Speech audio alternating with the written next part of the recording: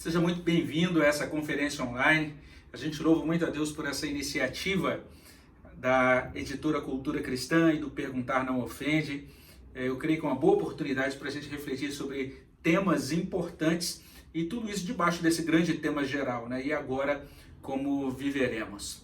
Esse é o momento propício para fazer realmente essa pergunta. Eu quero falar um pouquinho com vocês sobre cultura digital.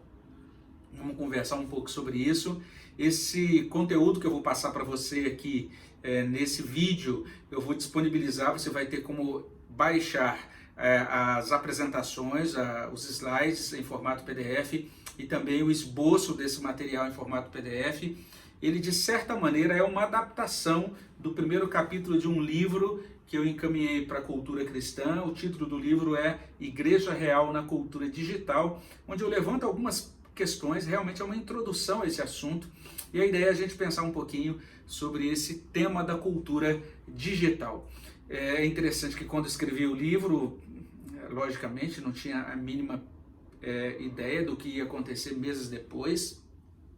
Eu fiz algumas palestras com o pessoal da minha igreja, no feriado último agora do mês de fevereiro de 2020, a gente pôde conversar sobre o tema Igreja Real na Cultura Digital no nosso acampamento da igreja. Foi um momento muito bom e a gente teve participação de pessoas de todas as idades, inclusive pré-adolescentes ali, trazendo a experiência deles, o modo como eles interagem com essa cultura digital.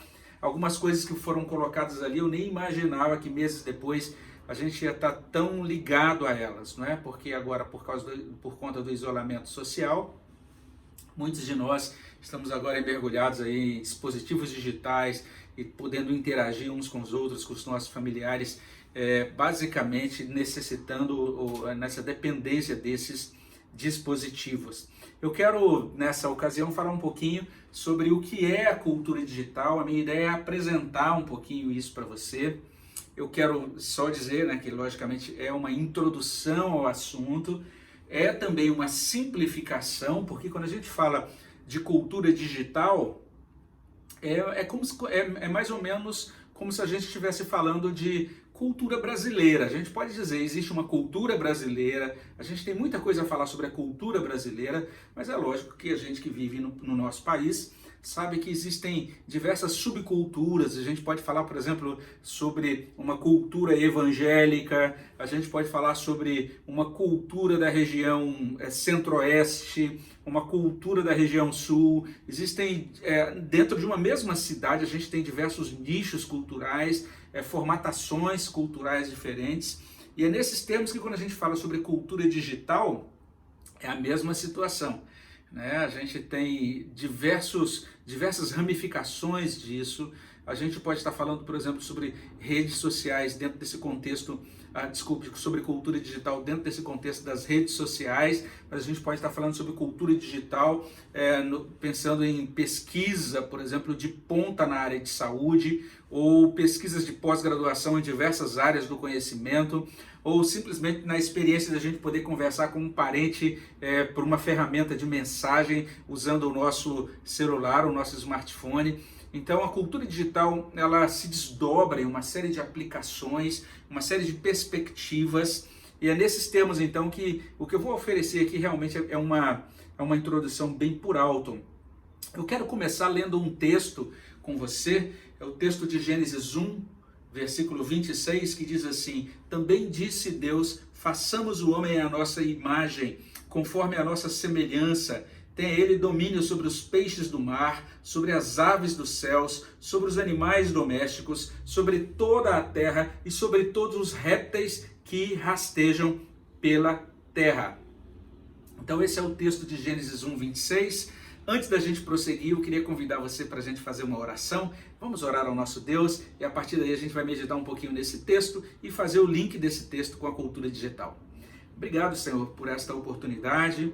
Agradeço, ó Pai, no nome de Jesus, porque posso estar aqui com os meus irmãos nesta conexão, propiciado, ó Deus, pelos meios digitais, para que estejamos meditando, ó Deus, interagindo um pouco e refletindo um pouco sobre esse tema tão importante. Venha abençoar, ó Deus, a vida de cada uma das pessoas que está acessando esse link, acessando esse conteúdo. Abençoa também, Senhor Deus, todos os outros preletores, todas as outras ministrações, oficinas, que seja realmente, ó Deus, uma oportunidade de edificação, que haja a bênção do Senhor nos nossos corações. É o que eu peço no nome de Jesus. Amém, Senhor Deus. Então nós iniciamos a nossa reflexão sobre esse assunto e a gente pode fazer duas observações, duas afirmações, melhor dizendo, nesse primeiro momento, né? Então eu vou destacar essas duas afirmações e aí, baseado nessas duas afirmações, eu vou propor uma definição de cultura digital, tá certo? Vamos primeiro começar com as afirmações. A primeira afirmação é a seguinte: quando eu uso essa expressão cultura digital, eu estou apontando para os mandatos de Deus na criação. É por isso que a gente começou com esse texto que fala sobre criação. Deus criando o homem, estabelecendo o homem com determinadas configurações, como a gente vai ver daqui a pouquinho. Então a gente está falando sobre mandatos divinos na criação e, ao mesmo tempo, a gente pode dizer que quando a gente menciona a cultura digital, nós estamos falando de necessidades e de desejos muito antigos, muito primordiais no ser humano. Vamos entender um pouquinho melhor que desejos são esses. Eu vou falar sobre esses desejos. São 6 desejos que nós temos e que, de certa maneira, a cultura digital vem até nós e diz: eu posso suprir, eu posso atender essas necessidades humanas. Vamos entender primeiro essa afirmação relacionada aos mandatos de Deus na criação. Nós lemos Gênesis capítulo 1, versículo 26, e o que a gente percebe aí é Deus criando o homem.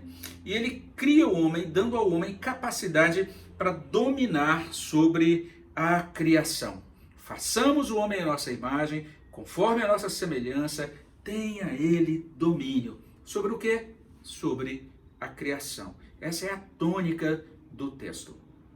Os chamados teólogos reformacionais, ou seja, especialmente os teólogos ligados àquela tradição holandesa, que está ali vinculada a nomes como Abraham Kuyper ou Herman Dooyeweerd e outros, tem outros que poderiam ser mencionados aqui. Eles estão sempre falando sobre isso, que esse mandato que Deus nos criou, Ele nos deu um mandato de domínio, que também pode ser chamado de mandato cultural.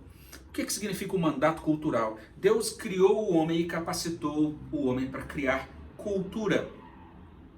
E quando a gente usa a palavra cultura no contexto dessa explicação teológica desse mandato, isso imbrica, isso tem a ver com tecnologia. Então essa é a ideia. Mesmo depois da queda, o homem continuou, Deus continuou concedendo ao homem um tipo de graça que é chamado de graça comum. E essa graça comum, ela continuou no homem, e o homem, a partir daí, ele desenvolve cultura, e o desenvolvimento de cultura implica em desenvolvimento de tecnologia.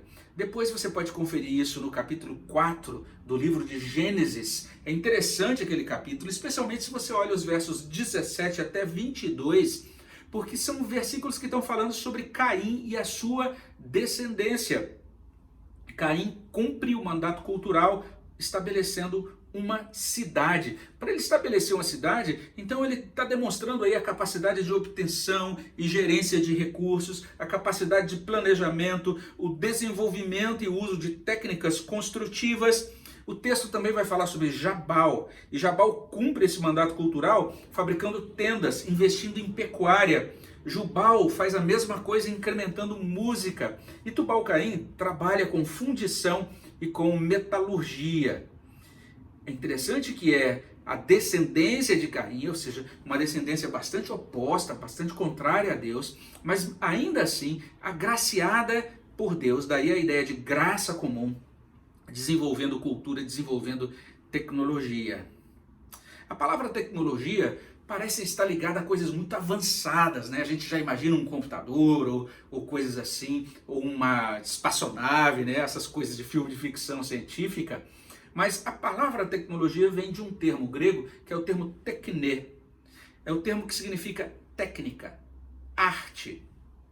Então isso é bem interessante. O produto dessa técnica é chamado de artefato. Então, uma flauta, um arado, uma vasilha, E veja só, todas essas coisas, né, de certa maneira, produto tecnológico. A pessoa que produz isso é chamado de artífice ou artesão. Então, existe um sentido em que a palavra tecnologia significa tratado sobre uma arte, essa aptidão para produzir artefatos que produzem uma dimensão que a gente chama de dimensão social. E aqui eu estou falando de arte nesse sentido, não arte com aquele sentido de atividade humana diante dos quais o nosso sentimento é admirativo. Não é aquela arte que você vai numa galeria e contempla, por exemplo, uma pintura ou uma escultura, mas estou falando especialmente dessa capacidade de fazer dispositivos, vamos dizer assim, de uso social. Então, por essa ótica, tanto um serrote como também um smartphone são tecnológicos, são produtos da técnica. Então, é nesse sentido que a gente usa a palavra tecnologia. E é nesse sentido que quando a gente menciona a cultura digital, nós estamos pensando nos mandatos de Deus na criação. Ou seja, Deus criou o homem com capacidade para criar tecnologia, para desenvolver cultura e tecnologia. E seja o que for que a gente diga a partir de agora sobre cultura digital, a gente não pode deixar de admitir que a cultura digital ela só existe porque Deus deu ao homem a capacidade de empreendê-la. E daí a gente pode prosseguir para a nossa segunda afirmação. A segunda afirmação é que quando a gente menciona isso chamado cultura digital, a gente está falando de alguns desejos, de alguns anseios muito primordiais, arraigados realmente no coração do homem. A cultura digital parece fazer sentido para o homem porque ela tem relação, ela apela de certa forma para esses desejos, para essas necessidades. Primeiro, nós já tivemos a oportunidade de ver que Deus deu ao homem essa capacidade de criar tecnologia. Isso equivale a dizer que Deus configura o homem para empreender, para realizar. Então ele tem essa capacidade de empreender, de realizar. Isso não tem a ver apenas com o instinto de sobrevivência, como dizem os teóricos darwinistas, mas trata-se daquilo que a gente pode chamar de código da criação. Então, de acordo com esse código da criação, Deus programou isso lá no homem, que a gente pode chamar de homem 1.0, o homem antes da queda. E esse código ele continua presente, logicamente modificado, no homem 1.1, que é o homem depois da queda. E a palavra de Deus nos diz isso. Deus cria o homem, dá a ele um mandato cultural. Agora ele é um indivíduo que tem esse interesse em realizar, em empreender. Isso é algo que está no coração do homem. E ele se sente bem quando ele pode fazer isso. Isso é algo que motiva o ser humano. Em segundo lugar, se antes da queda o homem dominava como um vice-gerente do Criador, depois da queda o homem domina usurpando a honra, o título e o status do Criador. Ou seja, ele, o próprio homem, deseja dominar.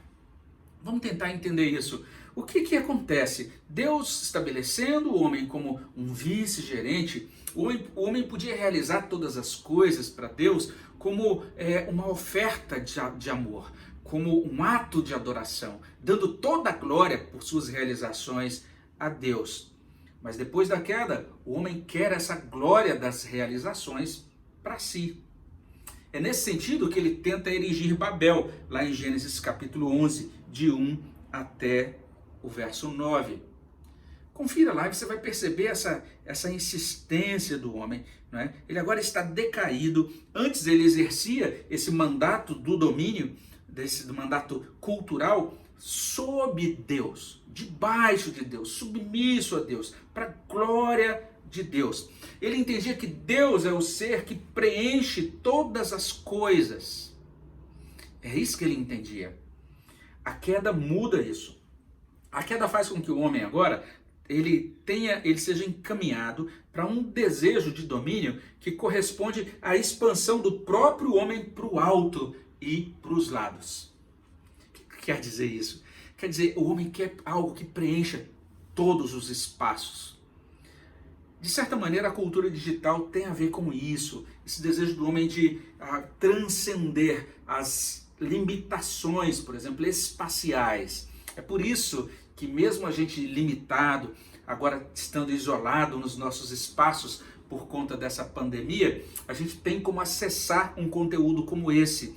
E a gente tem a oportunidade de reunir agora diversos preletores de diversos lugares do mundo, desculpe, do país, do mundo, mas é possível sim você reunir preletores do exterior também para participar de uma conferência como essa, graças à tecnologia desenvolvida pelo homem, uma tecnologia que teve como resultado essa capacidade do homem agora não ficar limitado ao seu espaço e nem também ao seu tempo, porque você pode assistir esse conteúdo agora em streaming, no momento exato que ele está sendo liberado pela equipe da nossa conferência, mas você também pode assistir isso depois. Você pode fazer um download do vídeo, você pode utilizar isso em partes, acessar apenas as partes que mais te interessam, graças a essa expansão do homem para o alto e para o lado. E se Babel corresponde à autorrealização do homem distante de Deus, associado por uma única linguagem, depois do juízo sobre Babel, o homem agora continua movido por um desejo pela supressão das distâncias e limitação da linguagem. Essa é uma proposta da cultura digital, suprimir limitações e distâncias e desenvolver então algo que preenche tudo, altura, largura, algo que abarque todas as coisas. Esse é um segundo desejo do homem. O terceiro desejo é esse desejo que está ligado a isso que a gente chama de desenvolvimento econômico. Ou seja, o homem, pelo mandato cultural, ele tem essa capacidade de trabalhar, de desenvolver atividades, profissões, de estabelecer uma teia cada vez mais complexa e diversificada de atividades econômicas e de, com dignidade, obter o seu sustento, o seu ganho. Depois da queda, agora o homem, ele possui ainda essa mesma capacidade, mas ele corre esse risco o tempo todo de considerar o dinheiro mais importante do que o próprio homem e mais importante do que Deus. Então, nesses termos, você vai perceber que eu desenvolvo no meu livro um pouquinho disso e a gente vai, como eu disse, é um livro que apresenta apenas tópicos introdutórios, mas a gente tem que olhar para especialmente essa cultura que que de certa maneira é muito forte nas redes sociais, que de certa maneira nos atrai cada vez mais para a gente obter visibilidade e obter ganho por meio da rede social dentro de limites que às vezes prejudicam a nossa saúde. Limites que de certa forma quebram padrões estabelecidos por Deus para nos preservar na nossa integridade espiritual. A gente vai falar um pouquinho mais sobre isso nas aplicações, mas esse é o terceiro desejo. O desejo de desenvolvimento econômico, de obtenção de ganho. E isso, de certa maneira, move muito daquilo que a gente chama de cultura digital, especialmente hoje vinculada às redes sociais. Em quarto lugar, antes da queda, o homem tinha acesso a um conhecimento que a gente pode chamar de conhecimento suficiente. Confira depois Gênesis capítulo 2, 16 e 17. O homem estava conectado diretamente com Deus. Deus disse ao homem que ele tinha liberdade, inclusive para desfrutar, para se alimentar de todas as árvores, de todos os frutos do jardim, menos da árvore do conhecimento do bem e do mal. A ideia aí é literalmente essa: o homem, ele tinha um conhecimento suficiente, ele ia obter o conhecimento do que era certo e errado simplesmente obedecendo a Deus. Deus diria: olha, isso não, isso sim. Mas a partir da queda, o homem deseja um conhecimento exaustivo. Não apenas o conhecimento suficiente, mas todas as informações sobre tudo. Isso é proposto pela cultura digital. Então você agora faz uma busca rápida, digita uma linha e você vai ter milhares de resultados de uma busca, podendo então a partir de agora sair clicando em diversos links e lendo muitos conteúdos sobre aquela palavra-chave ou frase-chave que você digitou. a gente precisa questionar se isso realmente, essa grande quantidade, essa avalanche de quantidade, corresponde de fato a um crescimento, um aprofundamento, um verdadeiro conhecimento, vamos dizer assim. Se isso produz uma formação do homem, da sua mente, do seu coração, se a mera quantidade maior de informações ela é suficiente, ela corresponde a verdadeiro conhecimento. E cada vez mais as pessoas estão questionando isso, dizendo, não é bem assim. Pelo contrário, muitas vezes para você se aprofundar em determinada coisa, você vai ter que sair desse grande barulho informacional que é produzido pela cultura digital. Em quinto lugar, Deus Criador deu ao homem um outro mandato que é chamado mandato social. O mandato social é bem importante. Ele é dado não apenas como incumbência, mas como uma dádiva. Porque se a gente vai lendo o relato do Gênesis, a gente vai perceber o seguinte: à medida em que Deus foi criando cada coisa, no final da criação ele dizia, viu Deus que isso era bom. Mas quando chegamos um pouco mais à frente, a palavra de Deus vai dizer em Gênesis 2:18, não é bom que o homem esteja só. E aí a partir desse momento Deus faz uma companheira, uma auxiliadora que lhe seja idônea. É o que nós lemos no texto. Mandato social. Deus cria o ser humano para que ele viva conectado com outros seres humanos, para que ele possa estabelecer esse núcleo, que é o chamado núcleo da família, para que ele possa também interagir num grupo mais amplo, o grupo da sua comunidade, da sua família mais ampla, do seu vilarejo, da sua cidade, né? Estabelecer isso que a gente chama de vida social, estabelecer sociedade. Cultura, sociedade, observe bem todas essas coisas aí no relato de Gênesis. A grande questão é que esse desejo por conexão, veja, ele está aí, provido, ele está sendo atendido pelas redes sociais. A gente louva a Deus por isso. A cultura digital, as tecnologias digitais nos permitem, inclusive nesse tempo de isolamento, né, mandar uma mensagem, conversar por vídeo, ver uns aos outros, né, por vídeo, compartilhar, ouvir as vozes uns dos outros. A gente agradece a Deus por isso. Mas a grande questão é que a queda produz uma deturpação do mandato social. Ele se desdobra nesse desejo por conectar, compartilhar, mas acaba abrindo espaço para conexões que a gente chama de conexões narcisistas, conexões perversas. Então, você corre o risco de se expor apenas para se promover, e você corre o risco de ficar dependente dessa autopromoção, de repente se sentir triste, abatido, até deprimido mesmo, ser tomado, né, de um desalento quando você percebe que aquilo que você publicou não teve as curtidas necessárias, ou que você gostaria de receber, quando as pessoas não ligaram muito para aquele seu conteúdo, né? Ou você não está tendo o sucesso que gostaria de ter, você faz uma comparação e percebe que o seu amigo, ou a sua irmã, o seu irmão, ou seja lá quem for, o seu colega de trabalho, realmente é mais popular nas redes sociais do que você. Além disso, muita gente é viciado hoje em construtos, em conteúdos disponibilizados pela cultura digital. A gente tem vício em games, a gente tem vício hoje em séries de TV, a gente tem vício em pornografia. Então são perspectivas danosas que de certa maneira são ampliadas pelas tecnologias digitais. Então a queda transforma o desejo de conexão e compartilhamento em uma exposição que alguns teóricos têm chamado de exposição comercial. Ou seja, você começa a se expor como se você fosse um produto.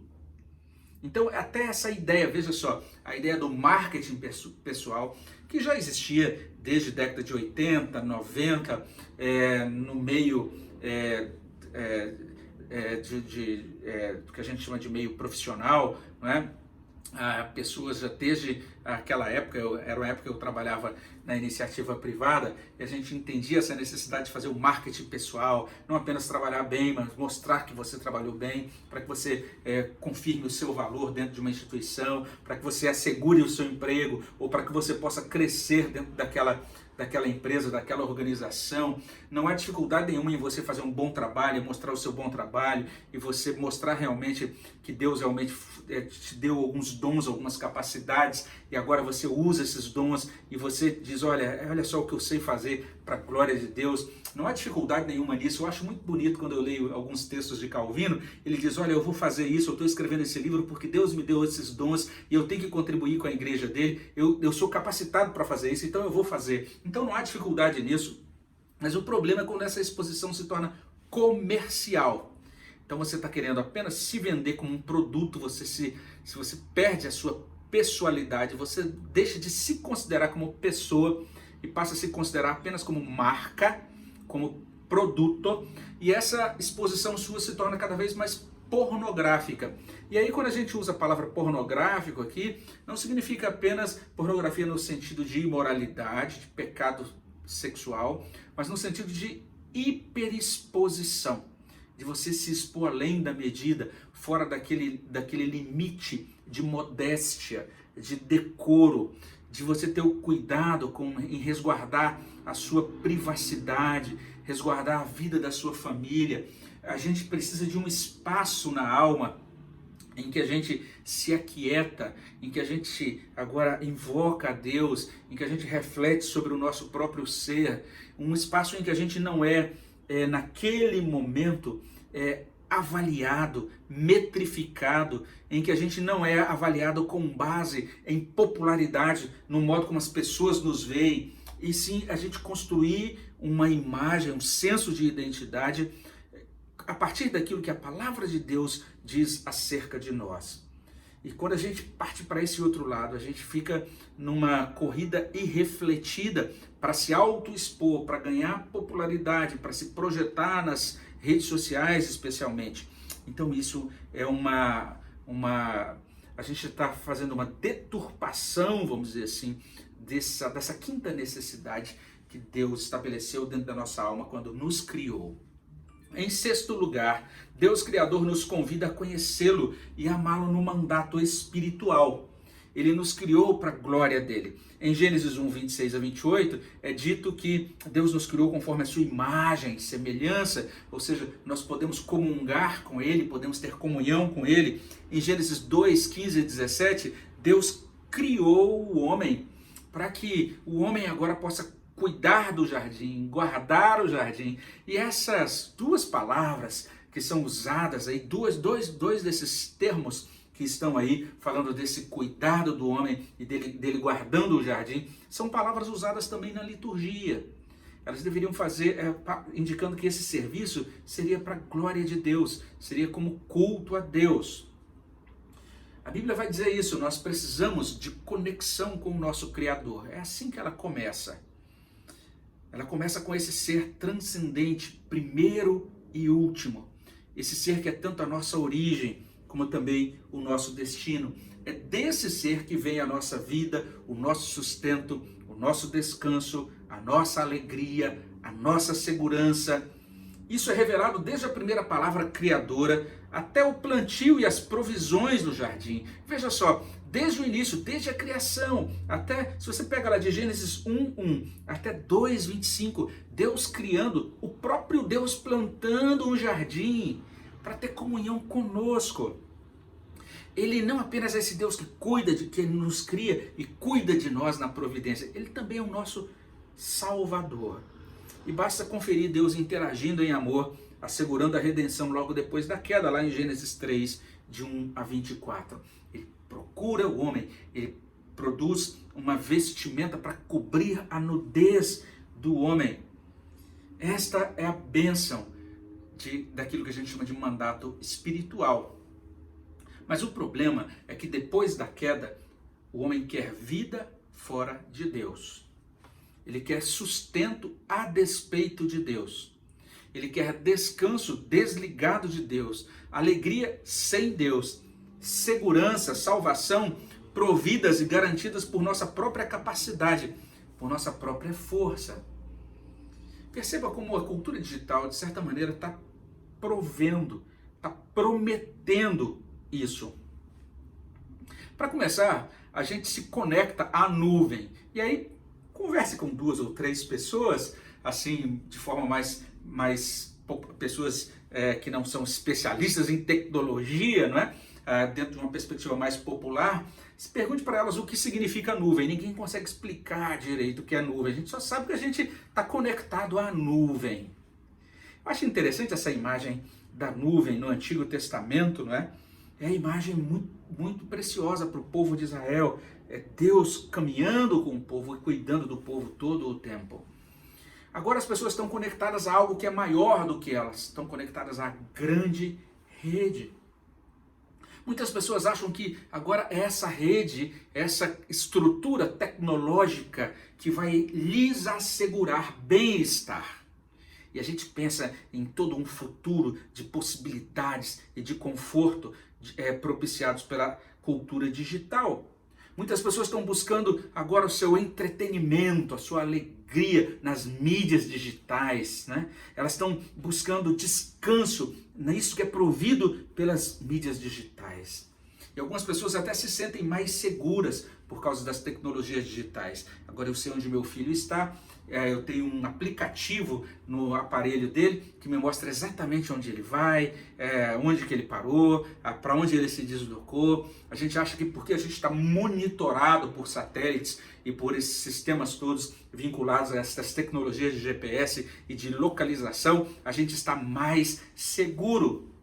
Antigamente, um filho saía para viajar e a mãe ficava aqui orando pelo filho. Agora ela fica ligando e mandando mensagens, e ele também mandando mensagens com as fotos já de por onde ele está passando. Então a gente acaba se sentindo menos dependente de Deus, porque a gente tem mais artefatos, dispositivos e também recursos digitais. Veja só, 6 necessidades do homem. Primeira, desejo de empreender e realizar. Segundo, desejo de suprimir distância e limitações e de criar algo por sua conta, algo que abarque todas as coisas. Terceiro, o desejo de ter, de adquirir, de prosperar. Quarto, o desejo de conhecer exaustivamente. Quinto, o desejo de se conectar e de compartilhar. E sexto, o desejo de transcender em termos de vida, sustento, descanso, alegria e segurança. São 6 tipos de desejos. E aí, resvalando para a linguagem apocalíptica, um número de homem. Trocando em miúdos, quando mencionamos a cultura digital, nós não estamos falando de algo necessariamente novo. De fato, nós estamos assinalando necessidades, desejos muito antigos. Então nós temos os mandatos criacionais, temos os desejos, os empreendimentos humanos, e o resultado disso é a cultura digital. Isso então nos conduz ao conceito de cultura digital, e a gente vai terminar esse nosso momento juntos, tentando entender um pouquinho esse conceito.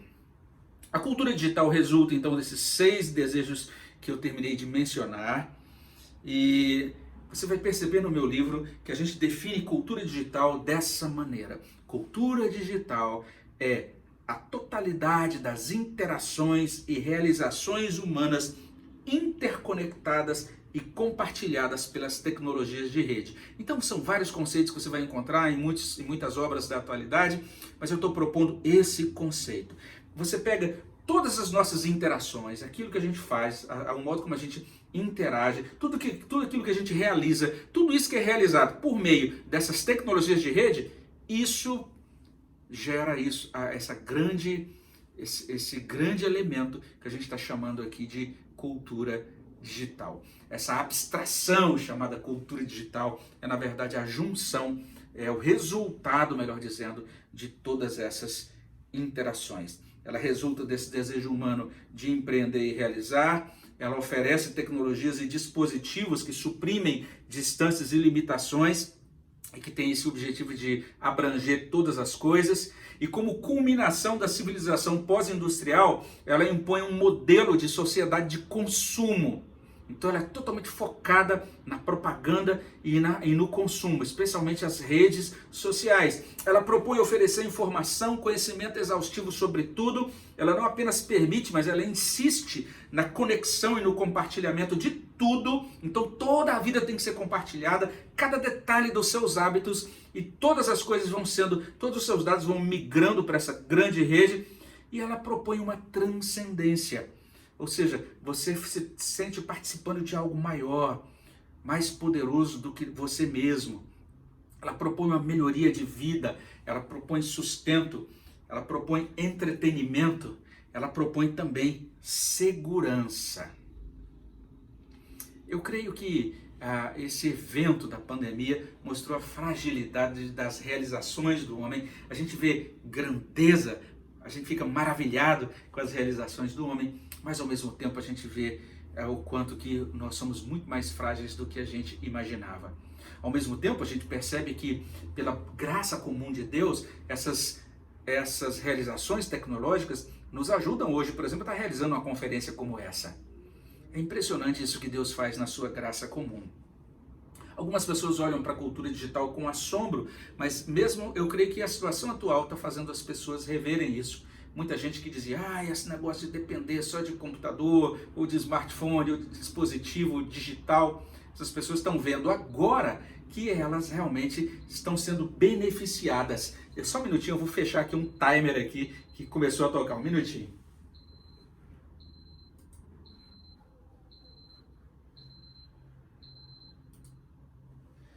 Me desculpem, deixei aqui algo ligado no computador. Essas são os probleminhas da cultura digital, né? Mas vejam só, algumas pessoas olham para a cultura digital com assombro.